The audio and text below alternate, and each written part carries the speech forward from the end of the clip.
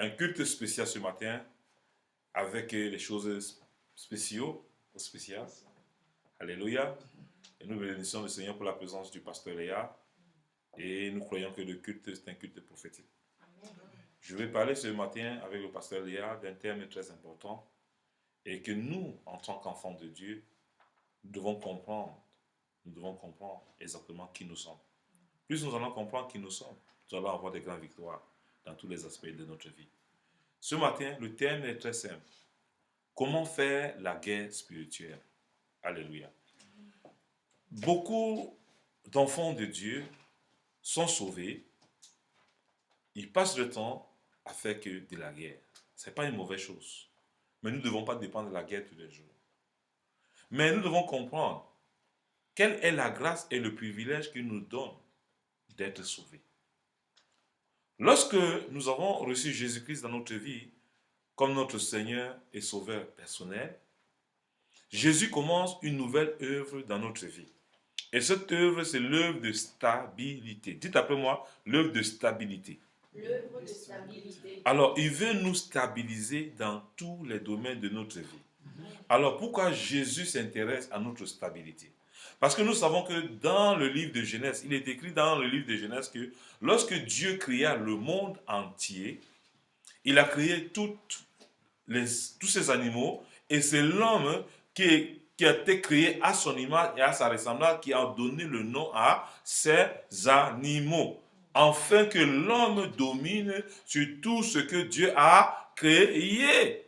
Alors, qu'est-ce qui a fait perdre l'autorité de l'homme et la notoriété de l'homme sur tout ce que Dieu a créé? C'est le péché. Lorsque Ève a péché et a amené son mari à pécher, ils sont sortis de la présence de Dieu. Alors, qu'est-ce que je veux dire ce matin? Lorsque nous sortons de la présence de Dieu, lorsque nous sortons de sa présence, nous ne pouvons plus contrôler ce que Dieu a mis à notre portée. Alors, ce matin, si tu sors de la présence de Dieu, qui te donne la force pour dominer sur ce que Dieu t'a donné? Alors, le diable veut se rassurer que toi et moi, nous fassions des mauvaises guerres. Alors, une mauvaise guerre, c'est quoi? C'est de prier sans des armes nécessaires. Lorsque nous allons en guerre, contre un pays, on envoie d'abord des espions. Explorer le terrain pour voir avec quelles armes ils viendront combattre. C'est en fonction de l'ennemi qu'on prépare nos armes. Alors, Dieu voudrait que nous dominions sur tous les aspects de l'ennemi. C'est pour ça qu'il nous a donné sa parole. Il dit dans sa parole, Osée 4, verset 6, mon peuple périt faute de connaissance. Lorsque tu ne connais pas ton statut, lorsque tu ne connais pas qui tu es, tu ne peux pas avoir la victoire dans les domaines de ta vie. Alors, Dieu veut seulement la première clé, l'obéissance. Dites après moi, l'obéissance. L'obéissance à Dieu est une arme que Dieu utilise pour combattre tes ennemis. Alors, lorsque les ennemis viennent contre ta vie, ils voient en toi la nature de Dieu. Et la nature de Dieu dans ta vie, c'est quoi? C'est parce que tu respectes et tu honores et tu respectes ses principes. Dieu dit, il a établi sa parole au-dessus de son nom. Lorsque tu prends Dieu au mot, Dieu est obligé d'agir. Mais aujourd'hui, qu'est-ce qui se passe? À tort et à travers, nous utilisons le nom de Jésus. L'inceste passe au nom de Jésus. Petit bruit au nom de Jésus. Mais ce n'est pas mauvais. Mais vous ne devez pas utiliser ce nom en vain. L'obéissance vaut mieux que le sacrifice. Nous allons lire le texte de Jacques chapitre 4 pour nous référer sur ce que je suis en train de parler. Jacques chapitre 4 au verset 7. Qu'est-ce que la Bible nous dit, pasteur Suzanne? Jacques. Jacques 4, verset 7.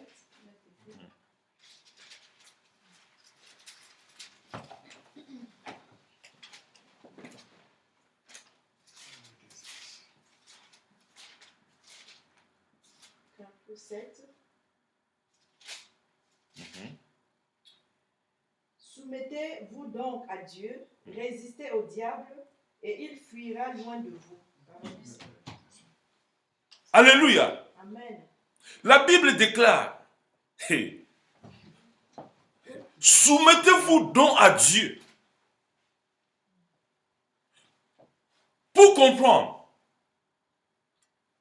comment gagner les combats, la guerre spirituelle, tu dois te soumettre d'abord à Dieu. Mais je ne peux pas comprendre. Tu n'es pas soumis à Dieu et tu voudrais remporter des victoires. C'est pas possible. La soumission à Dieu consiste d'abord, premièrement, alléluia, à marcher dans l'obéissance. L'obéissance, c'est quoi? Dieu a demandé au Père Abraham que nous prêchions. Abraham, donne-moi ton fils, ton unique. Abraham pouvait choisir désobéir ou obéir. Pasteur Léa, qu'est-ce qu'Abraham a fait? Il a décidé d'obéir. Et quand il a obéi au principe de Dieu, il est allé jusqu'au bois du sacrifice. C'est quand il levait, Dieu a pourvu quoi? L'agneau qu'il fallait pour le sacrifice. Mon frère, ma soeur, Dieu veut te bénir. Il te dit, paie tes dîmes. C'est un acte d'adoration.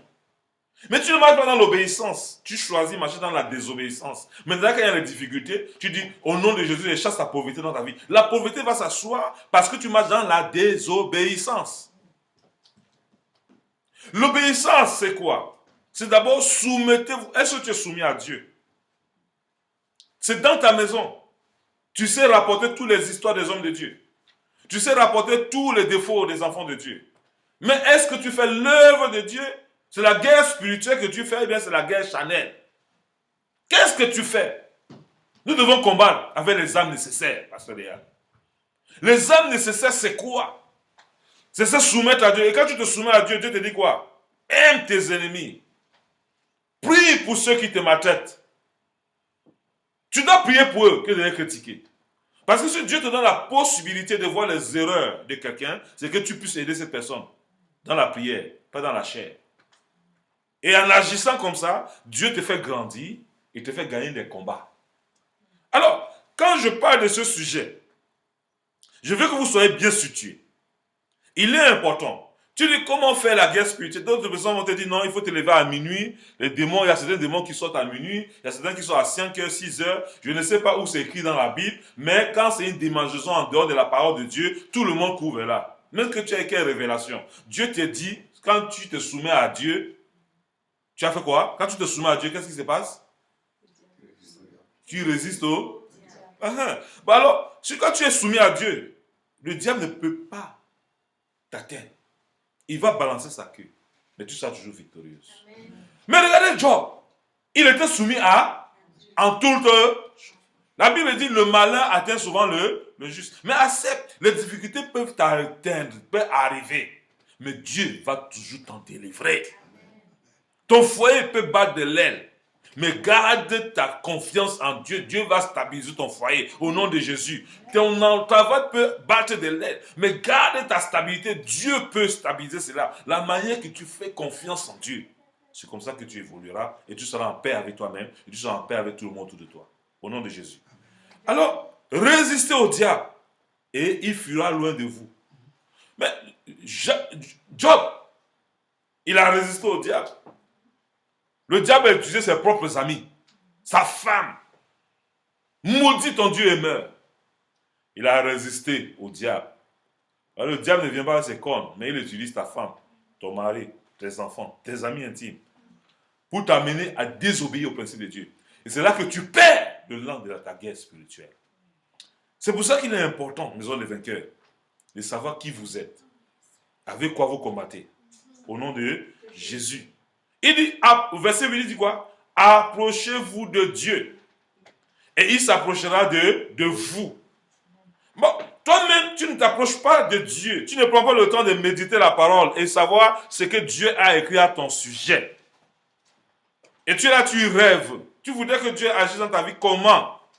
Dieu voudrait voir en toi la nature d'Abraham, la nature de Jacob, la nature de Joseph, la nature de Pierre. Il veut voir ça en toi. Alors, si tu ne t'approches pas de lui, de Dieu, comment lui peut s'approcher de toi? Il te tend la main, il te dit, connais mes principes, connais ma parole. Tu connais ma parole, tu vas vaincre et dominer au milieu de tes ennemis. Tu ne vas plus promener les regards inquiets. Tu n'es plus celui qui va courir de gauche à droite pour chercher les prophéties, pour chercher les informations à ton sujet. Mais Dieu t'informera qui tu es et comment tu peux gérer et mener ta guerre spirituelle et vaincre. Mais toi, tu prends les armes charnelles et tu veux combattre avec. Dis-moi, mon frère, ma soeur, comment tu veux vaincre? Comment tu veux vivre une vie chrétienne épanouie? Ma vie chrétienne épanouie, Jacob a vécu des situations chez son beau-père là-bas, mais il a gardé sa confiance en Dieu. Au moment venu, au moment convenable, il a été délivré. Joseph a gardé sa confiance en Dieu, dans l'obéissance. Il n'a pas pris de raccourcis. Même quand la femme de Potiphar a voulu faire ce que nous savons, il a résisté. Il a résisté. Et en prison, Dieu allait le prendre en prison pour le mettre premier ministre en Égypte. Alors, il a pris Joseph pour le mettre premier ministre ou en Égypte. Donc, dans le siège du diable même, il était premier ministre. Est-ce que vous comprenez?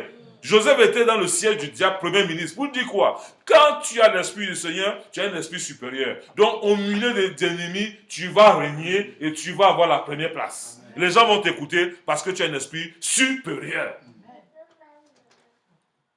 Alors, si toi-même tu doutes de ce que tu es, c'est parce que tu marches dans la désobéissance. La désobéissance t'amène la peur. La désobéissance t'amène la crainte. C'est la désobéissance qui fait qu'en face de ta dîme, tu vois la facture, tu préfères payer la facture que de payer tes dîmes. Pourtant, quand tu obéis à Dieu, Dieu est capable de créer un miracle pour que tes factures soient réglées. Et on peut même annuler tes factures à cause de ton obéissance vis-à-vis de Dieu. Et comme tous tes cœurs sont sous l'autorité de Dieu, Dieu est capable de changer une loi à ton sujet. Dieu est capable de changer une réforme pour toi. C'est pour ça que tu dois adorer Dieu en esprit. Tu vas adorer Dieu avec tout ce que tu as. Tu vas adorer Dieu du profond de ton cœur et t'engager sur une affaire personnelle, sur une affaire individuelle. Elle n'est pas collective. Si tu veux philosopher, tu ne peux pas avancer, gagner tes guerres. C'est pas possible. C'est pas possible. Et c'est de quoi je parle. Ma vie, c'est l'investissement pour Dieu. Jésus dit, si tu as honte de moi, j'aurai honte de toi. Si tu as honte de lui, comment tu peux avoir la victoire? Tu vas parmi les païens. Tu te confonds comme eux et tu ne veux pas déclarer qui tu es. Je suis docteur Bruno, ancien de la parole de Dieu, pasteur de mon état. Je suis au milieu de vous pour vous donner la bonne nouvelle. Si vous n'acceptez pas ma bonne nouvelle, je ne sais pas ce que je peux faire pour vous. Tout ce que je sais, c'est que Dieu, il m'a envoyé pour que je prononce, je proclame qui il est. Si derrière mon dos, tu racontes n'importe quoi, tu vas rencontrer mon Dieu sur ton chemin. Si maintenant les difficultés t'arrivent, c'est que tu es en train de mener une guerre. Et la guerre que tu mènes avec moi, c'est Dieu qui combat pour moi. Malheur à toi quand tu t'attaques contre moi, parce que tu t'attaques contre l'armée céleste. Tu t'attaques contre le roi des rois, contre le Seigneur des seigneurs, qui est venu se révéler à ma petite personne. Et qu'aujourd'hui, je suis devenu fort, puissant pour la gloire du Seigneur.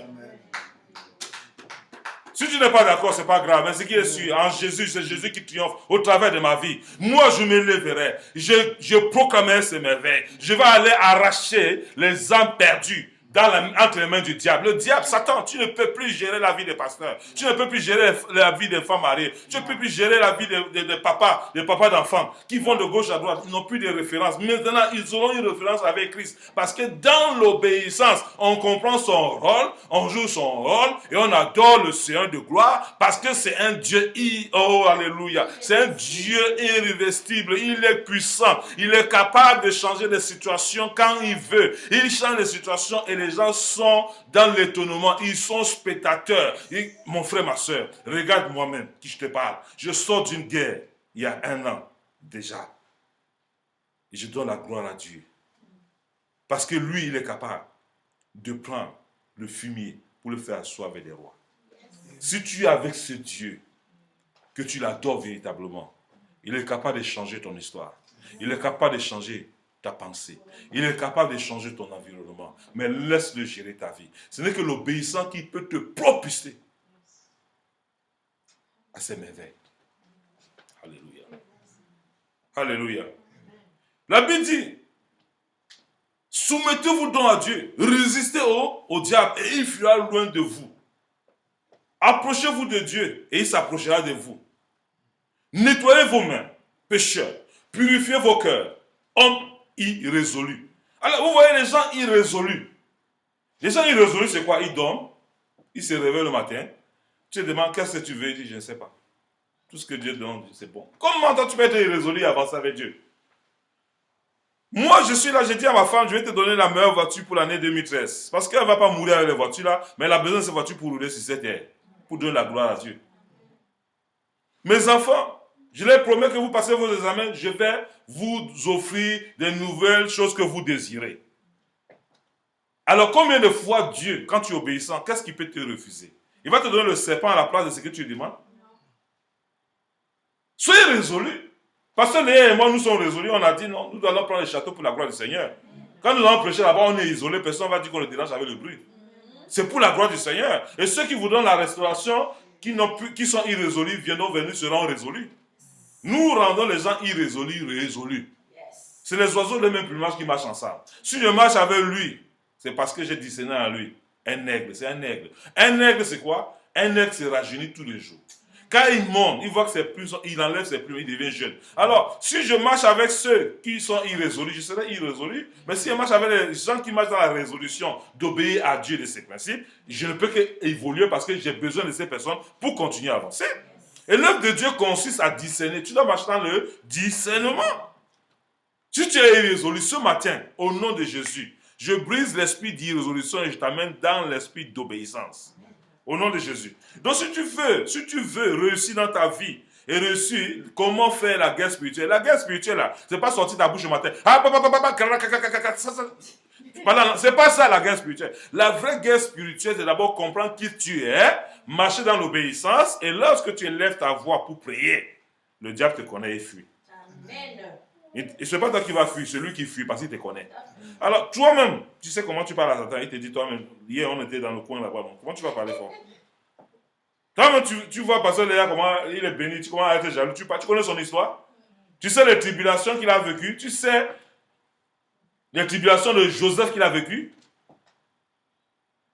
tu sais les difficultés d'Abraham qu'il a vécues, le sacrifice qu'on lui a demandé comme on l'a demandé à Abraham. Quand il dit Père, Père Abraham, il sait de quoi il parle. Aujourd'hui, quand tu prêches, tu parles, tu dis non, j'ai la foi d'Abraham. Quelle foi d'Abraham tu as? Tu es incapable de faire une offrande, tu es incapable de soutenir l'œuvre de Dieu. Tu te dis que tu as la foi d'Abraham. Quelle foi d'Abraham tu as?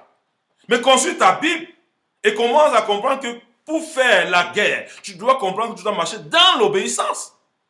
C'est un principe élémentaire, mais compliqué pour ceux qui décident de marcher dans l'ignorance.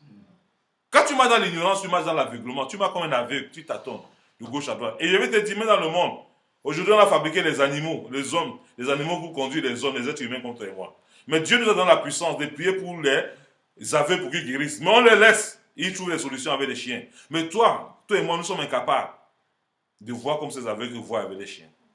Nous devons nous poser des questions. Si c'est Dieu qui a un problème, ou bien c'est toi qui as un problème. J'ai dit, docteur Bruno, je vis pour le Seigneur. Si je meurs, c'est pour le Seigneur. Ma vie m'importe peu. Si je meurs, ma place est déjà garantie au ciel. Si toi tu meurs, ta place est où? Donc, aie d'abord l'assurance de ton salut avant de te permettre de parler comme moi. Toi, tu vas dire, j'aime parler comme docteur Bruno, mais accepte les difficultés par lesquelles je passe. Accepte aussi mes difficultés. Conçu pour savoir quel est mon historique avec Dieu. Et tu comprendras que c'est la soumission à Dieu. Quelles que soient les épreuves qui sont dans ma vie, Dieu est au courant de ça. Il ne laissera pas que ces épreuves m'achèvent. Parce que c'est un Dieu fidèle. Alors le verset 9 et 10, comme nous allons lire pour en finir, il nous dit, sentez votre misère, soyez dans le deuil et dans les larmes, que votre rire se change en deuil et votre joie en tristesse. Humiliez-vous donc, humiliez-vous devant le Seigneur et il vous élèvera. Mon frère, ma soeur, ce qui fait ta gloire là, tu sais que ça ne glorifie pas Dieu. Demande au Seigneur de te donner la grâce de laisser ça, d'abandonner. Mais si tu t'humilies devant le Seigneur, il va t'élever. Alors, si tu t'humilies devant les hommes, La personne, l'homme là qui t'a élevé, lui-même va te détruire. Je connais les hommes ici qui se soumettent devant les hommes. Quand ils voient l'homme, ils tremblent plus que Dieu. Quand ils tournent, ils bavardent. Mais l'homme te fait peur. Ah, mon frère, sois délivré. Pasteur, je bénis le Seigneur. Tu marches avec Dieu, tu es mon ami. Tu marches pas avec Dieu, on se sépare. Tu n'es pas mon ennemi, mais on n'est pas fait pour marcher ensemble. Parce que c'est les oiseaux de même plumage qui marchent ensemble. Je dois marcher avec les oiseaux de même plumage pour prier pour ceux qui se perdent. Pour aller chercher une brebis qui est garée là, il faut être suffisamment solide pour aller chercher la brebis. Qu'est-ce que tu vas donner à la brebis en route? Si tu n'as pas assez de nourriture, tu vas sécher en route, tu vas devenir comme la brebis qui était égarée là. Donc avant de te lever, aller sauver quelqu'un, sauve-toi d'abord toi-même. Sache quel genre de nourriture tu peux donner. On ne donne que ce qu'on a. On ne donne que ce qu'on a. Si tu as l'amour, tu vas donner l'amour. Si tu as la joie, tu vas donner la joie. Si tu as la tristesse, tu vas donner la tristesse. Si tu as la rancœur, tu vas donner la rancœur. Donc, pour mener et avoir la victoire dans tous les aspects de ta vie, comme je dis ce matin, comment faire la guerre spirituelle? C'est simple. C'est d'abord être obéissant à Dieu. Et tout ce que tu diras, le ciel sera témoin. Et tu auras la victoire sur tes ennemis. Sois béni ce dimanche matin et que Dieu te bénisse. Merci Seigneur. Amen.